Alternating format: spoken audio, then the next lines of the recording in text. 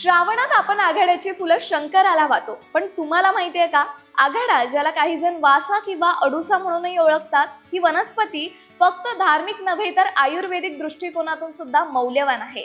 याचा फायदा आपल्या आरोग्यासाठी सुद्धा होतो।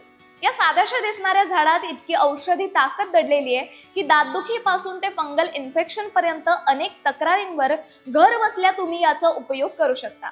म्हणजे जर तुमचा दात दुखत असेल तर मग आघाड्याचं कोवळं पान तोडून त्याचा रस दातांवर चोळा, थोड्याच वेळात तुम्हाला आराम मिळतो। पोट दुखतंय किंवा अजीर्ण झालंय तर मग 2 ते 3 पानं चावून खा किंवा त्याचा रस प्या, यामुळे पचन सुधारतं, पोट हलकं वाटतं आणि सर्दी खोकल्याच्या सीझन मध्ये तर आघाडा म्हणजे नैसर्गिक औषधच आहे। याच्या पानांचा काढा, त्यात थोडंसं आलं गूळ टाकून उकळून प्यायल्यावर कफ हा कमी होतो आणि आपलं शरीर सुद्धा गरम राहतं। त्वचेसाठी सुद्धा आघाडा खूप फायदेशीर आहे।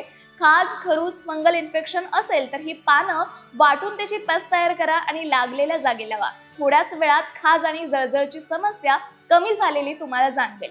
भूक लागत नसेल, पोट सतत बिघडत असेल तर आघाड्याच्या बिया उकळून त्याचा काढा प्या, यामुळे पचन सुधारतं आणि भूक लागते। आणि विशेष म्हणजे हे सगळं करणं सुद्धा खूप सोपं आहे आणि श्रावणात या गोष्टी सुद्धा तुम्हाला सहज मिळतात। घरच्या घरी अगदी सोप्या पद्धतीनं सकाळी रिकाम्या पोटी 2 पानं चावून खा। रोज नाही जमलं तरी आठवड्यातून 2 ते 3 वेळा करा किंवा याचा काढा बनवा। 5 ते 6 पानं, अर्धा चमचा गूळ किंवा थोडंसं आलं, सगळं उकळून तुम्ही हे प्यायला सुरुवात करा।